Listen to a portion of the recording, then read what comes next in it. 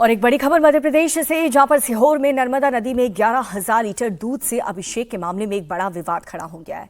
इस पूरे अनुष्ठान और आयोजकों के खिलाफ नेशनल ग्रीन ट्रिब्यूनल में अर्जी दी गई है। याचिका में यह कहा गया है कि 11,000 लीटर दूध से नर्मदा भारी मात्रा में प्रदूषित हुई है। उसमें पलने वाली मछलियां और दूसरे जीव इससे प्रभावित हुए हैं और इसीलिए इसकी सफाई का हर्जाना आयोजकों से वसूला किया जाए और प्रदूषण फैलाने के लिए उन्हें सजा भी दी जाए। इस पूरे मामले में हिंदू संगठन व्यापक याचिका के खिलाफ खड़े हो गया और वहीं हिंदू धर्म गुरु बट गए हैं। एक महामंडलेश्वर अभिषेक के खिलाफ याचिका को साजिश बता रहे हैं, तो दूसरे महामंडलेश्वर का कहना है कि आस्था के नाम पर नदी को प्रदूषित नहीं किया जा सकता।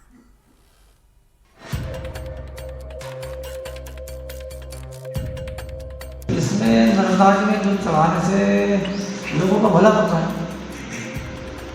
नर्मदा जी में दूध चढ़ाना अच्छी चीज है। कई किलोमीटर तक पानी अब पीने लायक नहीं बचा। यदि ऐसा पानी पिया जाता है तो लोगों को गैस्ट्रो इंटेस्टाइनल बीमारियां, स्किन डिसीज और तमाम तरह के डिसीज का सामना करना पड़ेगा। विज्ञान और डॉक्टर ये कहता है कि दूध जो है समस्त जीव जंतुओं के लिए पौष्टिक होता है। आस्था को प्रणाम, किंतु उस आस्था का प्रदर्शन दर्शन पे भारी पड़ रहा है, ये उचित नहीं। नेशनल ग्रीन ट्रिब्यूनल के समक्ष याचिका प्रस्तुत कर रहा हूं ताकि ये घटना भविष्य में ना हो और जो लोगों ने काम किया है उनको उचित दंड मिल सके। पर्यावरण को खतरा बकरों की बलि से बकरा ईद पर भी होता है, उस समय भी आप पर्यावरण के लिए रक्षा करिए। जिस नर्मदा की जलधारा 4 करोड़ लोगों के लिए जीवन रेखा के समान है, मध्य प्रदेश, गुजरात, महाराष्ट्र और राजस्थान के खेत जिसके पानी से लहलहाते हैं, उस जीवनदायिनी नर्मदा का 11,000 लीटर दूध से हुआ अभिषेक विवादों में आ गया है। मध्य प्रदेश के सीहोर में भेरुंदा इलाके के 7 देव में मौजूद पातालेश्वर मंदिर में 21 दिन के महायज्ञ के बाद 9 अप्रैल को यह अभिषेक संपन्न हुआ।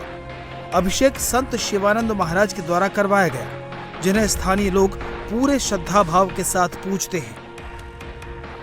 लेकिन दूध से अभिषेक का वीडियो वायरल हुआ तो ये कार्यक्रम और संत दोनों विवादों में आ गए। दूध अभिषेक के खिलाफ नेशनल ग्रीन ट्रिब्यूनल में गुहार लगाई गई है। इसमें 2 पार्ट हैं। एक तो बेवजह की अंधभक्ति है जिसका कोई पौराणिक तथ्य नहीं है। किसी भी विद्वान से पूछेंगे जो धर्मशास्त्र का ज्ञाता हो, उसकी नजरों में कुछ भी ऐसे प्रमाण नहीं है जिसे लगता हो कि नदी के अंदर इतनी बड़ी मात्रा में 11,000 लीटर दूध जो है उसको डाल दिया जाए। तो ये बेसिर पैर की हरकतें हैं, कवायदे हैं। दूसरी बात सामाजिक और आर्थिक है जो बहुत ज्यादा जरूरी है। मध्य प्रदेश वो राज्य है जहां पर 10 लाख से अधिक बच्चे कुपोषित हैं, दूध नहीं मिलता उसके कारण कुपोषित हैं। ये बात बहुत ध्यान रखना चाहिए। मध्य प्रदेश में 75% महिलाएं जो हैं वो आज भी एनीमिया से ग्रसित हैं। इतनी बड़ी मात्रा का दूध को यदि दिया जाता तो कम से कम 5 गांव के बच्चों को तो माल न्यूट्रिशन से बचाया जा सकता था। जिनको अंधभक्ति लगती है उनको अंधभक्ति लगती है। कल तो आप कह देंगे कि भगवान को स्नान भी क्यों कराते हो, पानी बर्बाद होता है। जी। भगवान को वस्त्र क्यों पहनाते हो? हाँ। वस्त्र जो है वो गरीबों में बांट दीजिए। तो गरीबों में बांटने की व्यवस्थाएं अलग है ना। हाँ। हमारी आस्था, हमने 11,000 लीटर दूध से माँ का अभिषेक किया, माँ को चुनरी अर्पित की जाती है। कल आप कहेंगे कि चुनरी क्यों अर्पित की जाती है, तो चुनरी में भी ढेरों साड़ियां एकत्रित करके फिर अर्पित की जाती। ये तो मेरी स्वयं की आस्था है कि किनको मुझे साड़ी अलग से बांटनी है और माँ को क्या अर्पित करना है, क्योंकि आज अगर हमारे पास कुछ है तो वो प्रभु का दिया हुआ है। सिर्फ उसकी कृपा से सब व्यक्ति को उपलब्ध होता है। दूसरी बात अगर आप कहें तो पर्यावरण सिर्फ क्या हिंदुओं के लिए है क्या? पर्यावरण बचाने की जिम्मेदारी हमारी है। किसी ईद पर आप जब बकरों की बलि दी जाती है, हजारों गैलन पानी जो है वो नालियों में बहता है, तब पर्यावरण दूषित नहीं होता। अभिषेक का विरोध करने वालों का तर्क है कि दूध में मौजूद प्रोटीन, शुगर और फैट्स को तोड़ने के लिए बैक्टीरिया पानी की सारी ऑक्सीजन सोख लेते हैं, जिससे मछलियां मर जाती हैं। दूध का बीओडी कच्चे सीवेज से भी ज्यादा होता है, जो नदी को सीधे तौर पर गंदा करता है। ऑक्सीजन की कमी और सड़न के कारण पानी में अमोनिया का स्तर बढ़ सकता है, जिससे पानी पीने लायक नहीं रहता। नर्मदा का पानी पूरी जगह अल्कलाइन है, आज भी अल्कलाइन है। माने नर्मदा का पानी पेट के लिए सबसे ज्यादा फायदेमंद है, ये हेल्दी है।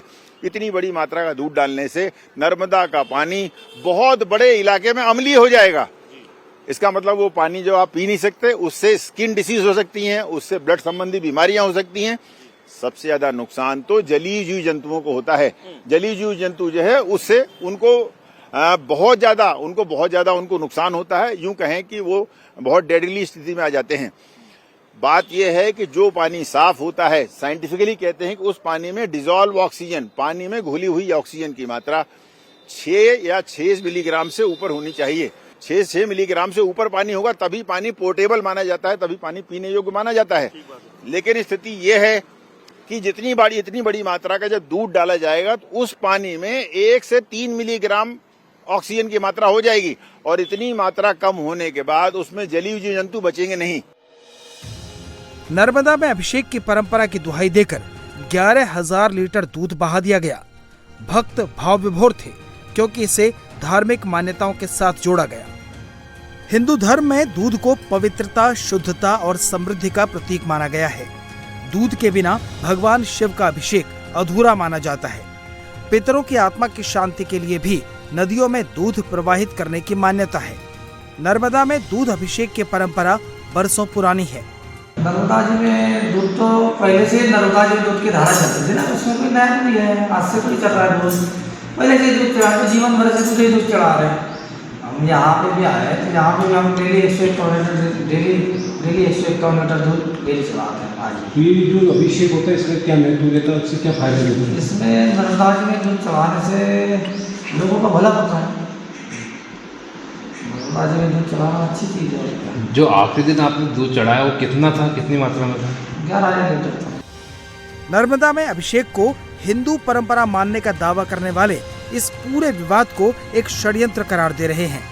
लेकिन इस मुद्दे पर हिंदू धर्म गुरु भी एक राय नहीं रख पा रहे। पर्यावरणविद अपने आप को कहने वाले सुभाष पांडे ये कहते हैं कि नर्मदा माँ में 11,000 दूध, एक संत ने जब 11,000 लीटर दूध जब चढ़ाया तो वो कहते हैं कि इससे पूरे जीव जंतु मर जाएंगे, महीने भर प्रदूषित रहेगा। अरे इसकी आंखों में तेल डाला था कि जब पूरे प्रदेश के गंदे नाले नर्मदा नदी में मिलाए जा रहे हैं उस पे ये लोग आवाज नहीं उठाती। ये लोग, मुझे लगता है कि पाकिस्तान से पोषित व्यक्ति हैं, ये विधर्मी लोग हैं जो सनातन को बदनाम करने की कोशिश करते हैं और सनातन धर्म पे बार बार टारगेट करते हैं। इस मूर्ख को ये पता नहीं है कि विज्ञान और डॉक्टर ये कहता है कि दूध जो है समस्त जीव जंतुओं के लिए पौष्टिक होता है, लेकिन इस मूर्ख को लगता है कि विदेश के द्वारा इसको फंडिंग की जा रही है। नदी का अभिषेक नहीं होता।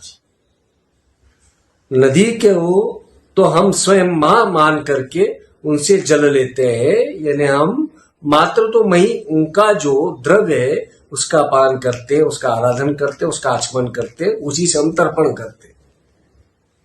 जिस दूध के डालने से किसी भी क्षेत्र का सेप्टिक वैल्यू हजारों गुना, सैकड़ों गुना हो जाए तो क्या हम नदी को प्रदूषित करना चाहेंगे? आस्था को प्रणाम है, किंतु उस आस्था का प्रदर्शन दर्शन पे भारी पड़ रहा है, ये उचित नहीं। जिस दिन अभिषेक का वीडियो वायरल हुआ उसी दिन से सोशल मीडिया पर इसे लेकर बहस छिड़ गई। मामला बढ़ा तो नेशनल ग्रीन ट्रिब्यूनल तक जा पहुंचा। इसकी खबर हिंदू संगठनों को लगी तो वो भी अड़ गए। वही अभिषेक का विरोध करने वाले आयोजकों के लिए सजा की मांग कर रहे हैं। मैंने पूरी तैयारी कर ली है, मेरे पास सारे फैक्ट्स हैं, क्योंकि मैं एनवायरमेंटलिस्ट हूं। मैं इसको लेकर माननीय नेशनल ग्रीन ट्रिब्यूनल के समक्ष याचिका प्रस्तुत कर रहा हूं ताकि ये घटना भविष्य में ना हो और जो लोगों ने काम किया है उनको उचित दंड मिल सके और उसके मुआवजे को लेकर के नर्मदा के क्लीनिंग, कंजर्वेशन और ब्यूटिफिकेशन के लिए काम में लाया जा सके। आप पिटीशन दायर करें तो जो पिटीशन दायर करने वाले हैं ना, उनसे मेरा निवेदन है कि उसमें ये भी लिखें कि एनजी जो पर्यावरणविद जो लोग पिटीशन दायर कर रहे हैं कि इस प्रकार के अभिषेक नहीं होना चाहिए, पर्यावरण को खतरा होता है, तो उसमें एक पॉइंट ये भी लिखे कि पर्यावरण को खतरा बकरों की बलि से बकरा ईद पर भी होता है। उस समय भी आप पर्यावरण के लिए रक्षा करिए, तब हमें समझ आएगा कि आप भारत में जो है एक समकक्ष बात कर रहे हैं, सभी के लिए नियम बराबर की बात। दूध की नदियां बहने की बात अब तक सिर्फ मुहावरों और कहानियों तक सीमित थी, लेकिन आज नर्मदा की लहरों में सफेद दूध को मिलते देख देश दो धड़ों में बंट गया है। सवाल है, क्या आस्था को लोक कल्याण और पर्यावरण से अलग रखा जा सकता है।